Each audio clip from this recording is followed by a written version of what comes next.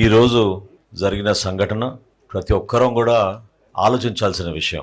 రాజకీయ వ్యవస్థలో సహజంగా ఒక రాజకీయ పార్టీ అధ్యక్షుడు పర్యటించినప్పుడు స్థానికంగా ఉన్న సమస్య పైన అవగాహన తెచ్చుకుని రైతులకి మేలు చేసే విధంగా వ్యవహరించాలి తప్ప మనం ఎవరో ఊహించని విధంగా కష్టపడి పంట పండించిన ఆ సరుకుని రోడ్డు పైన పోసేసి దానిపైనే వీళ్ళు కార్లు తోలుకుంటూ పోతున్నారంటే అంతకన్నా దుర్మార్గం ఏముంటుందో ఆలోచించాలి. మొన్న ఒక కుటుంబాన్ని పరామర్శించడానికి వెళ్ళినప్పుడు మనుషులను తొక్కేశారు.